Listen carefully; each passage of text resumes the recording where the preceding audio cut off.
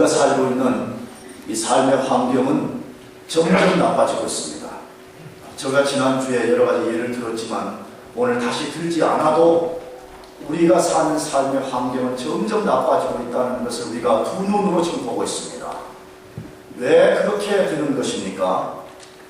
왜 진화론자들 말처럼 이 세상이 점점 좋아지는 것이 아니고 점점 더 나빠지는 것인가 하는 것입니다. 정답은 인간의 죄 때문입니다.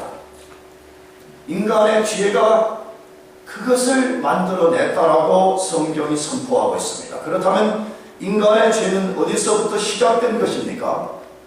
우리가 몇 번에서 그것을 말씀을 드렸지만 에덴 동산에서 사단이 인간을 속이는 데서부터 시작이 되었습니다. 어느 날 사단이 아담과 하와에게 찾아와 하나님이 따먹으면 반드시 죽게 되므로 따먹지 말라고 명하신 선악과를 따먹도록 유혹했습니다. 유혹을 통한 속임의 내용이 있었습니다. 사단이 인간을 속이기 위해서 유혹을 했는데 유혹의 내용이 있었습니다. 그것이 무엇이죠? 하나님의 말씀에 불순종해서 선악과를 따먹어도 인간은 죽지 않고 더불어서 하나님은 절대로 인간을 심판하지 않는다는 것입니다. 오히려 인간이 하나님처럼 될 수 있다고 속였습니다. 인간은 하나님의 말씀에 순종하지 않고 사단의 속임에 넘어가 선악과를 따먹음으로 하나님께 죄를 보냈습니다. 하나님이 금하신 것, 하나님이 하지 말라고 하신 것을 반역한 행위, 불순종한 행위가 죄인 것입니다. 죄의 결과는 무엇이죠? 반드시 죄를 지으면 죄의 결과가 찾아온다라고 성경은 말씀하고 있습니다. 죄의 결과가 무엇이었습니까? 인간이 하나님처럼 된 것이 아니라 하나님의 말씀처럼 죽음의 자리로 떨어지게 되었습니다. 사단의 말처럼 하나님이 인간의 죄에 대해 심판하지 않으신 것이 아니라 죄를 지은 대상자들을 소환하고 신문하고 하나님이 심판하셨습니다. 우리는 오늘 이 일련의 과정을 통해서 교훈을 얻어야 됩니다. 그 교훈이 무엇입니까? 하나님은 죄와 죄인에 대해서 반드시 심판하신다는 것입니다. 인간이 하나님 말씀에 귀를 기울이지 않고 순종하지 않으면 반드시 심판을 받는다는 것입니다. 성경 안의 역사와 성경 밖의 인류의 역사가 증거하고 있습니다. 성경의 증거가 무엇입니까? 아벨을 쳐 죽인 가인이 하나님의 심판을 받았습니다. 노아 시대에 타락한 사람들이 하나님께 계속해서 범죄하게 될 때 하나님이 홍수로 심판했습니다. 인간이 바벨탑을 쌓아서 하나님처럼 되고자 할 때 하나님께서 바벨탑을 무너뜨렸을 뿐만 아니라 인간을 흩으시는 심판을 내리셨습니다. 심지어 하나님의 백성이라고 일컬어지는 이스라엘 백성들이 불순종으로 일관하게 될 때 하나님의 심판을 받아서 그들이 바벨론이라는 이방 땅의 포로로 잡혀가서 70년 동안 고난이라는 심판을 받았습니다. 성경은 수많은 예가 있습니다. 나가서 인류의 역사의 증거는 무엇입니까? 하나님이 반드시 죄를 심판한다는 역사의 증거는 무엇입니까? 만물의 창조주이시며 만물의 주인이신 하나님을 인정하지 않고 왕과 그 왕들이 다스리는 나라들이 죄로 인해서 교만해지고 타락하게 될 때 하나님이 그 나라들과 왕을 다 멸망시켰습니다. 제가 종종 예를 든 것이었지만 그 예는 절대 제가 단순히 만드는 예가 아닙니다. 성경에 나오기도 하는 예인 것입니다. 인류 역사에 가장 강력한 패권을 가졌던 바벨론이 등장했다가 하나님의 멸망으로 사라졌습니다. 페르시아가 등장했다가 하나님의 멸망으로 사라졌습니다. 헬라가 일어났다가 하나님의 멸망으로 사라졌습니다. 강대했던 로마가 일어났다가 하나님의 심판에 의해서 멸망을 당했습니다. 요한계시록은 현재 우리가 살고 있는 이 세상조차도 하나님의 심판을 받아서 멸망될 것이라고 예언하고 있습니다. 하나님이 에덴에서 죄를 지은 대상자들을 심판하셨습니다. 어떻게 하나님이 심판하셨습니까? 뱀에게는 배로 기어다니고 흙을 먹게 하셨습니다. 사단은 여자의 후손인 예수 그리스도를 통해서 머리가 깨지는 치명상을 당하고 끝내는 지옥에 떨어질 것이라고 심판하셨습니다. 하와는 잉태와 출산의 과정에서 고통을 겪고 평생토록 남편을 사모하며 살 것이라고 심판하셨습니다. 마지막으로 아담을 심판하셨습니다. 아담의 심판은 하와의 심판과는 다르다는 것입니다. 하나님이 아담도 심판하셨는데 아담을 심판하실 때는 하와를 심판할 때와 다른 특성이 있다는 것입니다. 그것이 17절 상반절입니다. 거기 이렇게 소개되어 있습니다. 아담에게 이르시되 내가 내 아내의 말을 듣고 내가 너더러 먹지 말라 한 나무 실과를 먹었은즉 이라고 시작합니다. 하나님이 이제 아담을 심판하라고 합니다. 근데 아담을 심판할 때 하와나 다른 대상들처럼 그렇게 심판하지 않고 하나님이 하신 일이 있습니다. 그것이 뭐죠? 아담의 죄를 상기시킵니다. 왜 그렇게 하시는 것일까요? 왜 그냥 바로 심판하지 않고 너는 무엇 때문에 심판을 받는 것이라고 죄를 다시 상기시키는가 하는 것입니다. 아담의 죄는 하와의 죄와 다르다는 것입니다. 하와는 뱀의 유혹을 받아 죄를 지었지만 아담은 아내의 말을 따르기 위해서 하나님의 말씀을 거역했다는 것입니다. 고의적 반역이라는 것입니다. 의도적으로 아담은 하나님을 반역했다는 것입니다. 아담은 인류의 대표자로서 고의적으로 죄를 범했기 때문에 하와보다 더 큰 고통을 겪게 되고 아담은 인류의 대표자이기 때문에 그가 지은 죄로 인한 영향력이 모든 것 가운데 미친다라고 말씀하고 있습니다. 여러분, 그렇다면 아담이 받은 심판의 내용이 구체적으로 무엇인가 하는 것입니다. 오늘 성경에 세 가지의 심판을 받았다고 소개되고 있습니다. 첫 번째로는 땅이 저주를 받았습니다. 뭐가 저주를 받았어요? 땅이 저주를 받았어요. 아담을 심판하는데 땅이 저주를 받았다라고 말씀합니다. 어디에서? 17절 상반절 18절입니다. 아담에게 이르시되 내가 네 아내의 말을 듣고 내가 너더러 먹지 말라 한 나무 실과를 먹었은즉 땅은 너로 인하여 저주를 받고 너는 종신토록 수고하여야 그 소산을 먹으리라. 땅이 내게 가시덤불과 엉겅퀴를 낼 것이라. 너의 먹을 것은 밭의 채소인즉이라고 선언하고 있습니다. 하나님이 아담의 죄를 심판하신 내용은 땅이 저주를 받는 것입니다. 그래서 땅이 가시덤불과 엉겅퀴를 내게 되었습니다. 이 심판의 말씀은 문자적인 뜻만이 아닙니다. 땅이 범죄 이전과 다른 상태가 될 것을 가시와 엉겅퀴를 통해서 상징적이고 총체적인 제유법이라는 방식으로 말씀하신 것입니다. 땅이 더 이상 에덴 동산처럼 완전하고 안정된 땅이 아니라는 것입니다. 잘 보시기 바랍니다. 진화론이 거짓말이라는 단적인 증거 하나 봐도 알 수 있지 않습니까? 진화론적 증거를 따르면 계속해서 우리가 살고 땅이 좋아져야 되는데 땅이 좋아지고 땅이 좋아지지 않고 있지 않습니까? 왜 공부하는 여러분들이 생각도 안 해보고 진화론이 맞고 창조론이 틀리다고 말하는 것이죠? 둘 다를 객관적으로 올려놓고 여러분이 면밀하게 검토를 해봐야 되는 것입니다. 내가 언젠가도 말씀드렸지만 진화론과 창조론을 선택할 거냐는 여러분의 생명과 죽음과 관련되어 있는 문제이기 때문에 그런 것입니다. 만약 진화론이 맞다면 인류의 역사가 점진적으로 나갈수록 발전되고 좋아져야 되잖아요. 저는 오늘 아침에도 뉴스를 보고 왔습니다. 상상할 수 없는 재해, 상상할 수 없는 공포적인 일들이 이 지구촌 안에 일어나는 것을 보았습니다. 잘 보세요. 화산이 계속해서 폭발합니다. 지진, 해일, 쓰나미, 폭풍, 장마, 폭염, 질병, 다시 말하면 현재 우리가 겪는 모든 것이 나타날 것이라고 하나님께서 가시덤불과 엉겅퀴라는 단어를 가지고 선언하시는 것입니다. 땅은 더 이상 에덴 동산에서처럼 온갖 열매를 풍성하게 맺히지 못한다는 것입니다. 가시와 엉겅퀴는 풍성한 열매를 맺지 못하게 하는 방해 세력을 지칭하는 총체적인 표현인 것입니다. 그렇다면 땅이 저주를 받았다는 핵심 메시지는 무엇입니까? 인간의 삶의 모든 환경이 점점 나빠진다는 것을 말씀하는 것입니다. 땅은 인간 삶의 모든 기초와 발판이 되는 것인데 그것이 나빠지기 때문에 우리의 삶의 환경도 나빠질 수밖에 없다는 것입니다.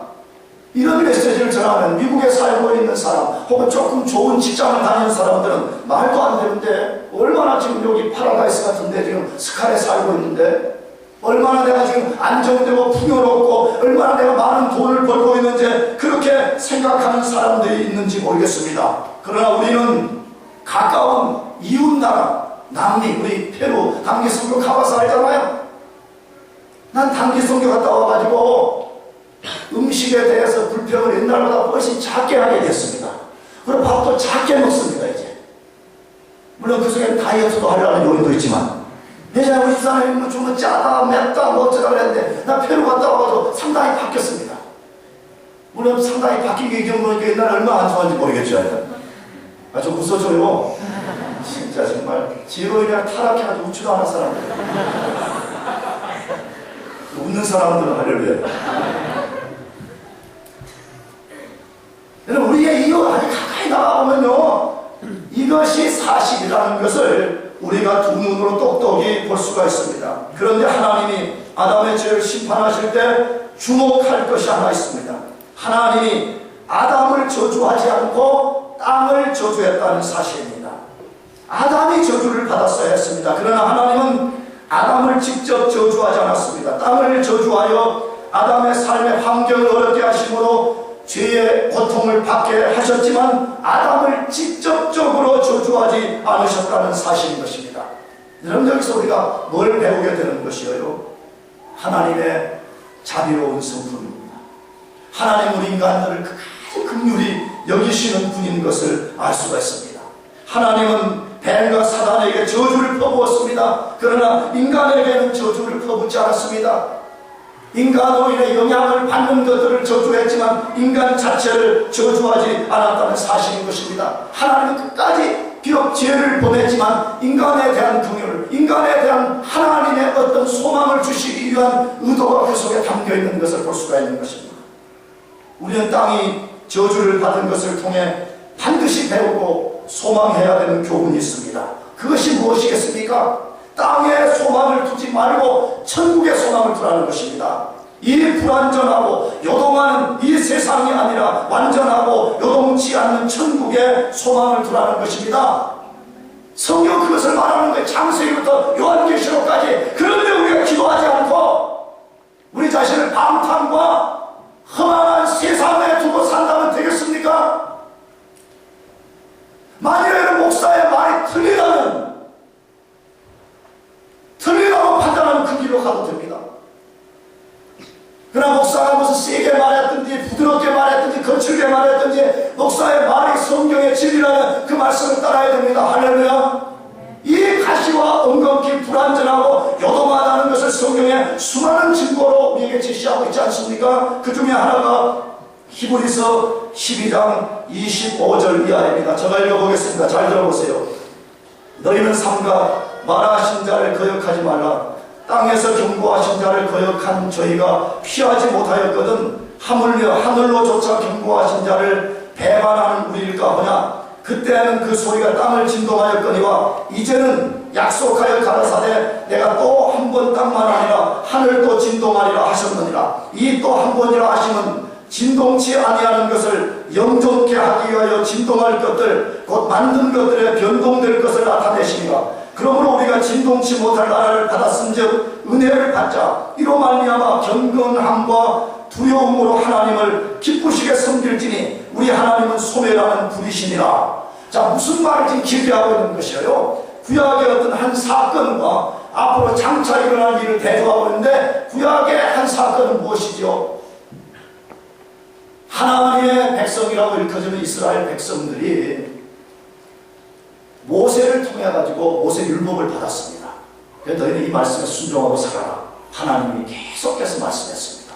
근데 하나님이 이스라엘 백성들이 모세를 통해 주신 하나님 말씀에 순종하지 않았습니다. 그럴 때 하나님이 이스라엘 백성을 심판하시는 상징 중에 하나가 시내산에서 하나님이 임재해서 이스라엘 백성에게 심판을 선언한 것입니다. 근데 그 성경을 보게 되면 백성들이 두려워가지고, 왜냐하면 시내산이 진동을 한 것입니다. 시내산이 쉽게 말하면 지진이 일어나고 난리 법석이 나니까 사람들이 두려움과 공포에 빠진 적이 있었습니다. 이제 그것을 비교하면서 너희 잘 들으라는 거예요. 모세가 전달한 하나님의 메시지에 불순종할 때 이런 일이 일어났다면 하나님의 아들 예수 그리스도를 통해서 증거하는 메시지를 거역하는 사람은 장차 시내산 정도가 흔들리는 것이 아니라는 거예요. 본문에 뭐가 흔들린다고 했죠? 하늘이 흔들린다. 다시 말하면 우주 전체가 대격변을 일으키는 그런 날이 올 것이고, 나아가서 그 날에 말씀에 순종치 않는 사람들은 영원한 심판을 받을 것이라고 말씀해요. 근데 왜 하나님이 그러면 이 땅과 우주를 진동시키신다고 말씀하고 있죠? 진동치 아니라 불완전하지 않고 완전한 천국이라는 하나님 나라가 이 땅에 드러나기 위해서는 불완전한 것을 없애야 된다는 거예요. 영원하지 않은 것을 없애야 된다는 거예요. 그렇기 때문에 하나님께서 반드시 우리가 살고 있는 이 땅을 하나님이 뒤흔드는 날이 올 것이라고 말씀하고 있는 것이에요. 그런데 예수 그리스도를 믿는 사람은 이미 그 은혜를 받은 사람이라고 말씀하고 있습니다. 할렐루야. 다시 말하면 요동하지 않는 천국에 들어간 이미 우리가 보증을 받은 사람이라고 이렇게 말씀해요. 그렇기 때문에 그런 사람들은 두 가지를 늘 염두에 두고 살라고 말씀했으면 무엇이죠? 경건함과 무엇으로? 두려움으로 하나님을 기쁘시게 하며 살아가는 것입니다. 이미 예수 믿은 여러분들은 반드시 경건과 두려움 속에 살아야 됩니다. 할렐루야. 내가 다시 말씀드리고 다시 말씀드리고 내가 이렇게 말하면 여러분에게 이익 얻을 것이 아무것도 없어요. 목사가 욕만 얻어먹지. 이게 사실이기 때문에 그런 것입니다. 두려움과 경건으로 살지 않는 사람들은 언젠가 인생에 돌이킬 수 없는 위기와 위험과 재난을 만나는 날이 올 것이기 때문에 제가 소리 지르는 것이에요. 그러나 이 가운데 혹시 아직 예수님이 누구인지 알지 못하고 하나님이 누구인지 알지 못하는 사람들이 있다면 하나님이 살아계신 것을 꼭 믿고 여러분들도 진동치 아니하는 천국을 받기 위하여서 여러분들도 두려움과 경건함 속에 살아가기를 축복합니다.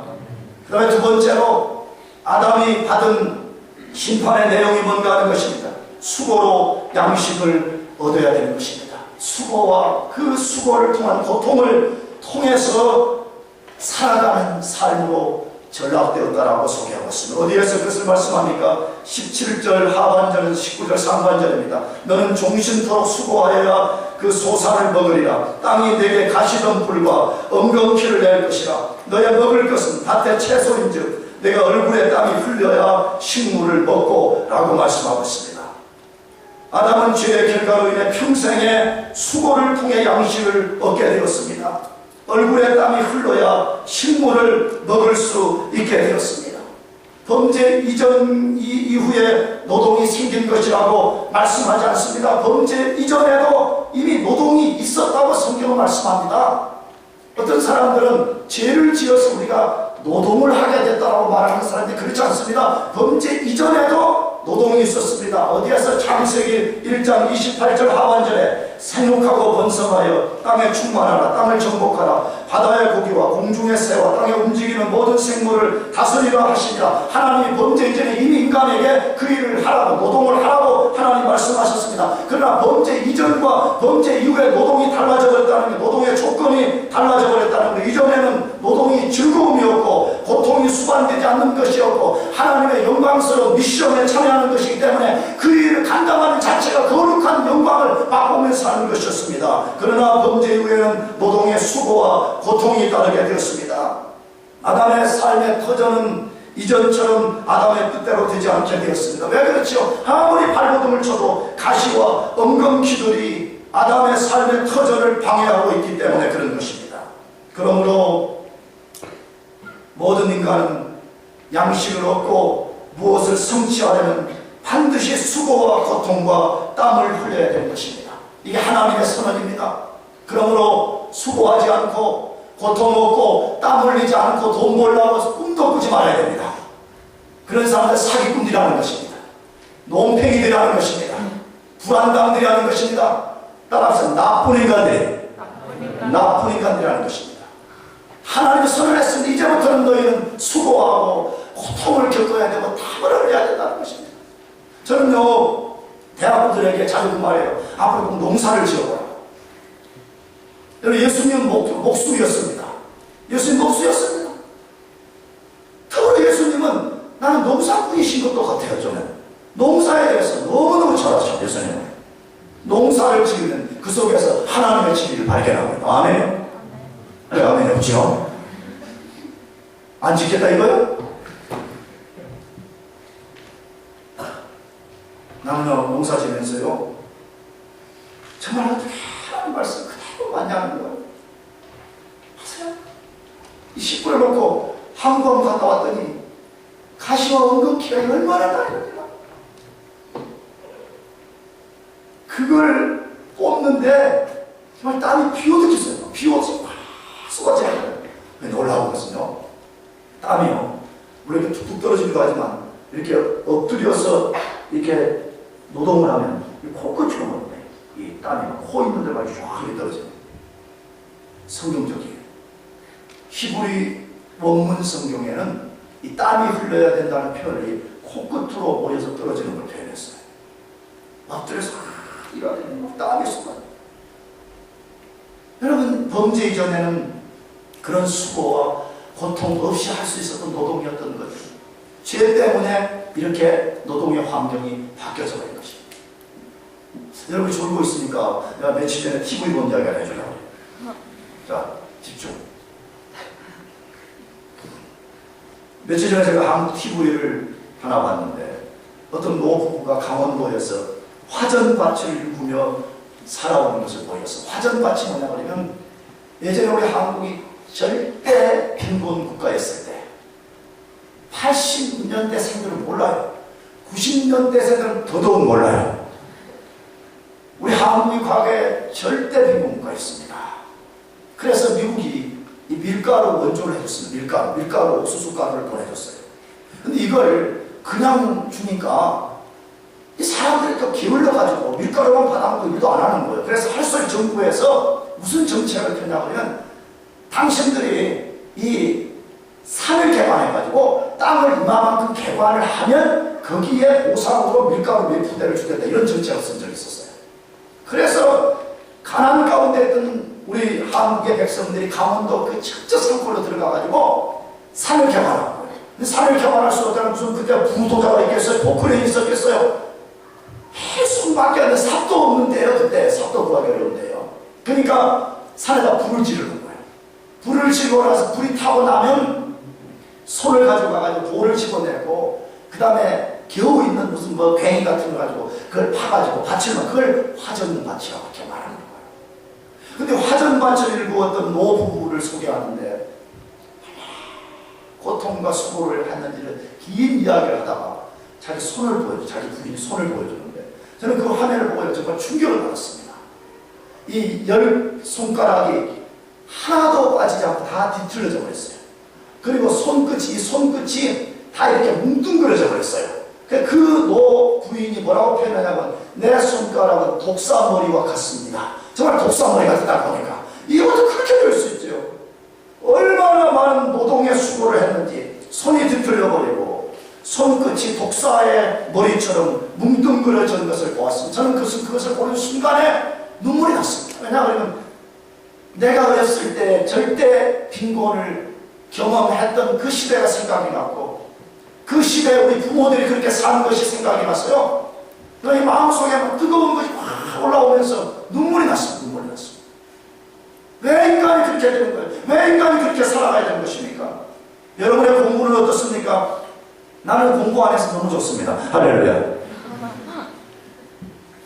물론 나도 여러분만큼 공부합니다. 나 여러분보다 공부에 이 투자를 여러분보다 결코 적게 한다고 생각하지 않습니다. 내가 무슨 자랑을 하는 게 아닙니다. 여러분, 난 매일 새벽 기도 설교 준비해야 됩니다. 나는 그 커밍순 저녁마다 가르쳐야 됩니다. 나는 임원 수련할 때 수련회 나는 막 스위치만 돌리면 나오는 줄 압니까? 나도 여러분처럼 머리 복잡하게 싸매고 강연 준비해야 됩니다. 나는 또 수련회 마치고 들어가가지고 나는 또 새벽에 일어나가지고 오늘 설교에 원고 또 만들어가지고 왔습니다. 아멘도 없군요. 그래서 그건 아멘 할 때가 아니군요. 그게 그렇죠? 아멘 할 때가 아니군요. 오, 감탄사가 나와요.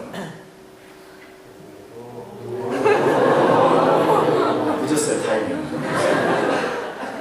그런데 나는 그래도 굉장히 즐거움이 있습니다. 무슨 즐거움이 있냐면 이 학교 공부라는 것은 점수를 얻어야 돼요. 암기를 해야 되고 그것을 또 다른 사람 앞에 가서 말해야 되고 하는 복잡한 과정이 있어요. 나는 그런 많은 무슨 설교도 준비하고 강의안도 준비하지만 그런 퀴즈를 보고 이런 것이 없으니까 너무 신납니다. 할렐루야. 나도 여러분만큼 학교 다녀봤어요. 여러분만큼 공부를 잘하지 않았지만 여러분만큼 학교 다녀봤어요. 내 학기를 넘기기 위해서 중간고사, 기말고사를 치기 위해서 엄청난 것들을 암기하고 풀어내야 됩니다. 나는 암기만 없으면 500년 학교 다닐 수 있을 것 같아요. 암기.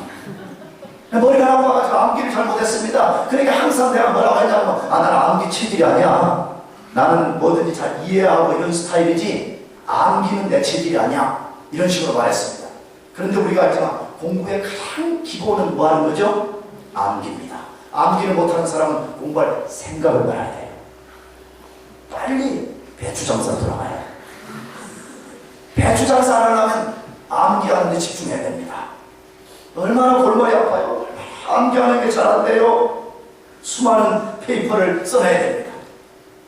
지식이 없어가지고 페이퍼 5장만 쓰려고 해도 쓸 게 없습니다. 이 책 저 책 짜집기 하고 학교에서 뭐 짜집기 검사에 안 걸리기 위해서 온갖 뭐 다 해보고 그래도 자기가 원하는 대로 안 쓰면 이 페이퍼라는 게 이쪽으로 가야 되는데 이쪽으로 돌아가 버리면 직장인들은 어떻습니까? 조직 내에서 이런저런 엄청난 스트레스를 받습니다. 여러분들 지금 모릅니다. 한국 인턴 좀 하고 와 목소리 말 장난이 아니에요. 뭐 이런 사람이 있는데 그 말이 장난이 아니야 지금 아직. 그 인턴은 그냥 사람들 봐주는 거. 인턴에게 뭘 시키겠어 인턴에게. 나는 뭐 잘 모르지만 인턴에게 어마어마한 결정권, 어마어마한 가서 무슨 프로젝트를 따오라 그런 건 안 시킬 줄 압니다. 그렇죠? 아주 가벼운 시키는 거예요. 왜? 맡겼다고 사고 치면 큰일 나는데. 여러분 진짜 여러분 직장이 딱 되는 순간에 인턴 그런 거 아니에요. 인턴 가면 귀엽다고 막 해주고 막 어깨 한번 툭 쳐주고 막 밥도 사주고 막 말도 걸고 여러분 딱 직장이 되는 순간에 국물도 없습니다. 돈 벌어 오라는 거예요. 너 할당량을 다 하고 플러스 해서 우리 회사에 유익을 끼치라는 거예요. 만약에 그것을 못 끼치면 넌 나갈 준비를 하라는 거예요. 온몸을 바쳐서 회사에 희생하라는 것입니다. 여러분이 그렇게 해서 희생하고 받은 월급이 어떻습니까? 만족할 만큼 받지 못합니다. 왜 이런 것이에요?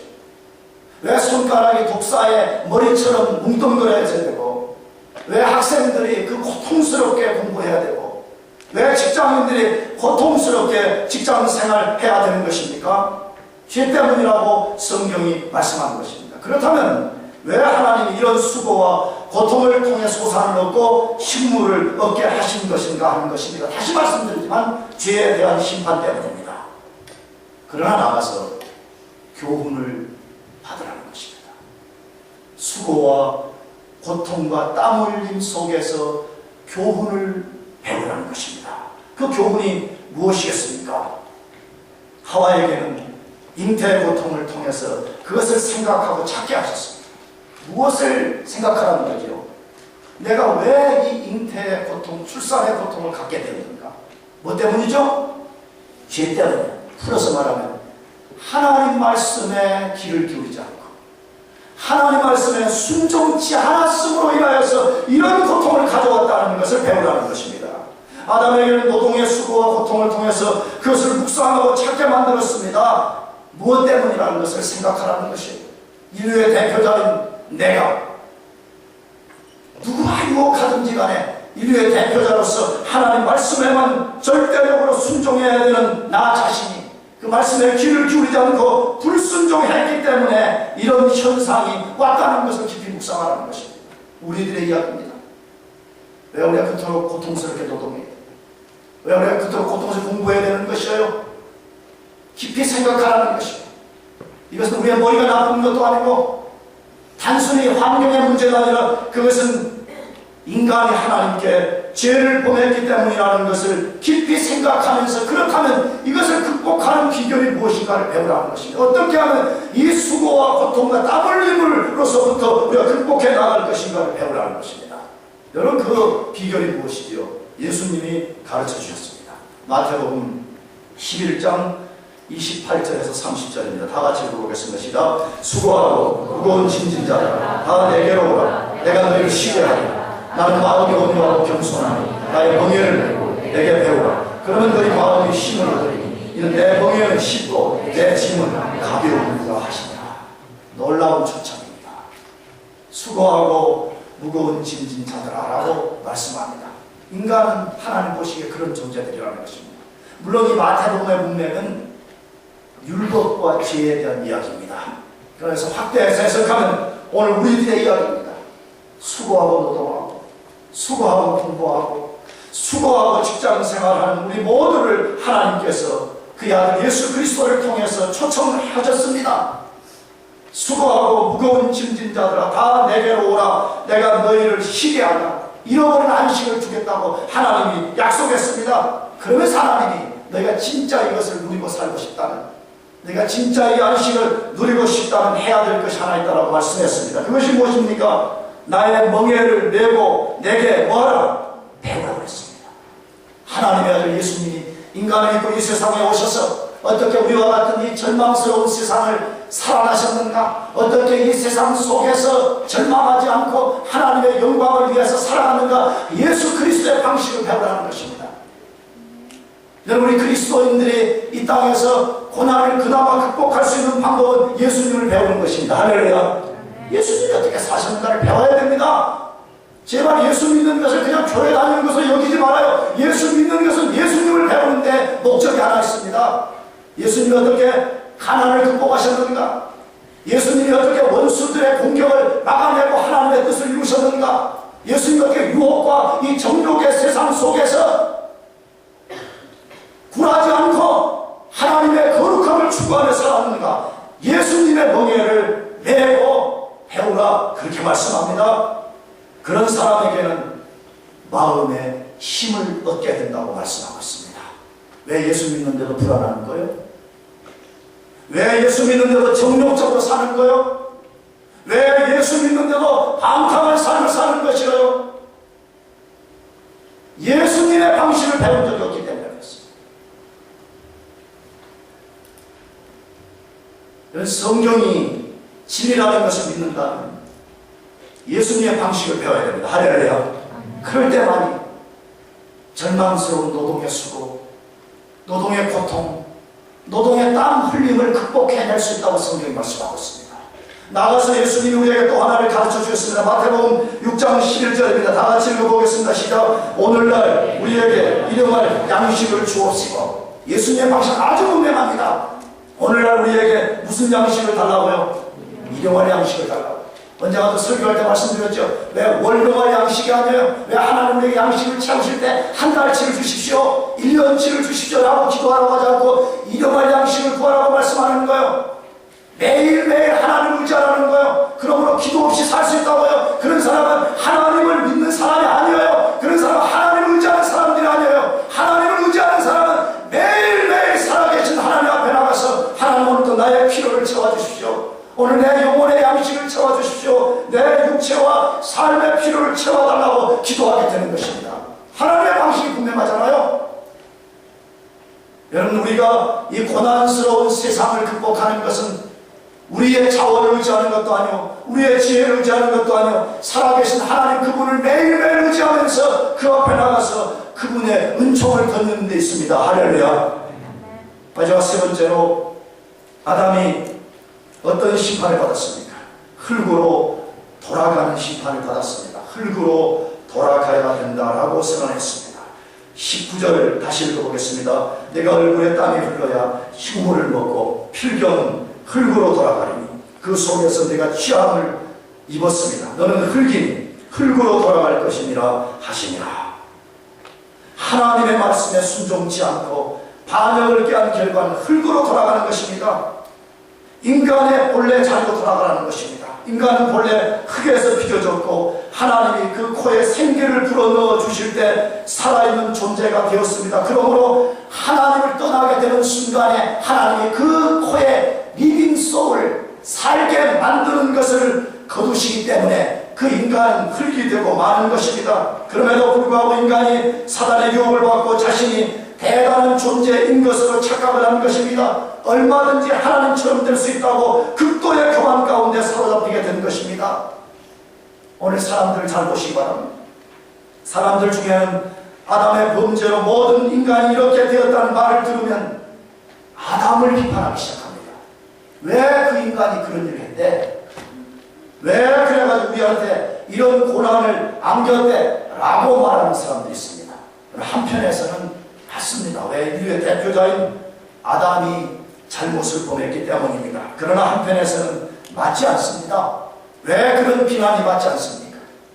여러분, 만일 여러분이 에덴 동산에 아담을 대신한 자리에 있다면 여러분은 어떻게 했겠습니까?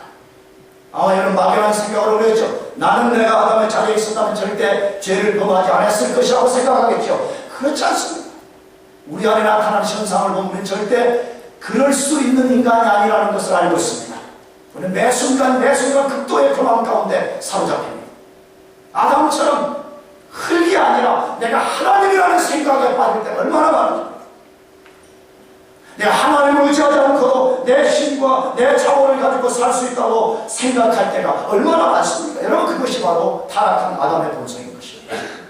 그러므로 만일에 여러분 자신을 에덴 한복판에 아담을 대신하는 사람으로 세워줬다 할지라도 여러분이 아담처럼 범죄하고 말았을 것입니다. 사랑하는 교우 여러분, 인간을 너무 관대하게 봐서는 안 됩니다. 내가 말하는 인간을 관대하게 보면 안 된다는 이 말은 다 인간을 나쁜 인간으로 보자 그런 말이 아니라 보편적으로 사람들이 생각한 그런 시각을 가지면 안 된다는 거예요. 다 사람들은 인간이 다 좋다는 거예요. 인간이 다 그런다는 괜찮다는, 문제는 환경이 안 좋다고 자꾸 말하는 거예요. 지난주에 말씀드렸죠. 아담은 환경이 안 좋은 데서 죄를 범하는 것이 아니라 환경이 완전한 데서 범죄했습니다. 그러므로 환경 탓이 아니라 인간 탓인 것입니다. 여러분, 인간은 우리가 대충 보는 그런 존재가 아닙니다. 인간은 훨씬 우리가 생각하는 것보다 심각한 문제를 갖고 살아가고 있는 것입니다. 근거가 뭐지? 하나님이 인간을 흙으로 돌아갈 것이라 라고 말씀했는데 우리 자신을 흙이라고, 우리 흙에서 왔다는 것을 좀처럼 인정하지 않고 사는 것이, 다시 말하면 겸손하고 나는 하나님으로서는 살 수 없습니다, 이렇게 살지 않는다는 거예요. 왜 그러는 거예요? 타락한 죄의 본성이 그 사람을 이렇게 부추기는 거예요. 죄의 본성이, 죄의 특성이 인간을 그렇게 부추기기 때문에 그런 것입니다. 더더군다나 가진 것이 많고 지위가 높으며 지식과 지혜가 많다고 생각하면 더더욱 그런 생각에 사로잡히기 쉬운 것입니다. 그러나 아무도, 누구도 너는 흙이니 흙으로 돌아가라는 하나님의 말씀을 거역할 수 없습니다. 기억해야 됩니다. 우리 모두는 불현듯 흙 이불을 덮어야 되는 때가 옵니다. 이 흙 이불이라는 말이 무슨 뜻인지 알겠죠? 우리 흙을 덮는, 흙이 되는 그런 날이 불현듯 오게 될 것입니다. 우리가 흙 이불을 덮을 때에 몸이 썩게 되고 썩은 몸에 후대기가 생겨서 그것이 우리의 살을 갉아먹게 될 것이고 우리의 몸이 분해가 되어서 흙으로 돌아갈 것이고 그 흙이 된 그 위에 뱀이 배를 가지고 기어서 우리 흙 위로 지나갈 것이고 어떤 때는 그가 우리 흙이 되는 우리 몸을 먹게 되는 그런 날이 올 것입니다. 여러분, 이것이 죄를 범한 인간의 상태이고 인간이 도달해야 될 지점인 것입니다. 그러므로 이 상태에서 인간은 허무할 수밖에 없습니다. 아담 안에 있는 인간은 철저히 절망적일 수밖에 없습니다. 정말 그렇습니다. 나는 예수 안 믿고 사는 분들이 무슨 재미로 살고 무슨 소망으로 사는가 하는 생각이 들 때가 너무 많습니다. 저 얼마 전에 그 광고인지 뭐 영화의 내용이 잘 모르는데 꼭 예수 없는 사람들을 대변하는 이야기를 해가지고 그 설교에 한번 써먹으려고 우리 집사람하고 내가 집에서 온갖 연습을 했는데 우리 집사람이 절대 하지 말라고 그래요. 왜냐면 당신은 절대 흉내를 못 내기 때문에 그걸 하면 안 되는데 그러면 학생들이 웃는 게 아니고 썰렁해진다는 거예요. 그래도 쓰려고 그래요. 근데 그냥 쓰면 힘들 거라고 내가 패러디를 했어요. 뭐냐면 아담 안에 있는 자연인, 예수 믿고 거듭나지 않은 인간은 뭐냐? 공부해서 뭐하노? 돈 벌겠지. 돈 벌어서 뭐하노? 소고기 사 먹겠지? 잘 되고 있어요? 소고기 사 먹으면 뭐하노? 맛있겠지? 맛있으면 뭐하노? 죽겠지? 죽으면 뭐하노? 지옥 가겠지? 여러분, 이것이 제 안에 살고 있는 인생의 모습입니다. 그래서 인생이라는 것을 깨달은 사람들 중에 허무주의와 영세주의가 등장해서 세상을 등지거나 자살로 생을 마감하기도 하는 것입니다. 그렇다면 인생은 이것이 다입니까? 다일 수도 있고 다 아닐 수도 있습니다. 이것이 인생의 다인 사람은, 첫사람 아담 안에 있는 사람은 이것이 인생의 다입니다. 공부해서 뭐하러 소고기 사 먹다가 죽어 지옥 가는 것이 인생의 다입니다. 그러나 이것이 다 아닌 길이 있다고 성경이 우리에게 약속하고 있습니다. 그것이 무엇입니까? 두 번째 아담 안으로 들어가는 것입니다. 첫 번째 아담인 그 사람 안에 있던 우리 모두가 두 번째 아담 속으로 들어가게 된다면 우리는 영원히 흙이 되지 않고 영원히 뱀이 기어다니는 그런 존재가 아니라 영원히 살게 되는 길이 있을 것이라고 성경이 있다고 성경이 말씀하고 있습니다. 그 두 번째 아담이 누구입니까?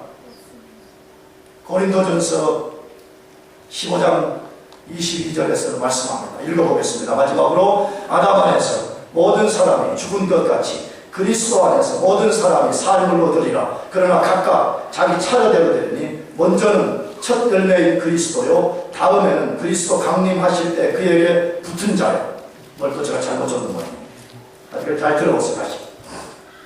아담 안에서 모든 사람이 죽은 것 같이 그리스도 안에서 모든 사람이 삶을 얻으리라. 그러나 각각 자기 차례대로 되니 먼저는 첫 열매인 그리스도요, 다음에는 그리스도 강림하실 때 그에게 붙은 자요. 아담 안에서 모든 사람이 뭐하는 것처럼 죽은 것 같이. 아담 안에 있는 모든 사람은 지금요 하나님과 관계가 끊어져서 영적으로 죽어버렸습니다. 육체는 유예된 것 뿐이에요. 이제 70년 80년을 살면 반드시 흙이 되는 그런 운명을 갖고 살아가고 있는 것입니다. 그런데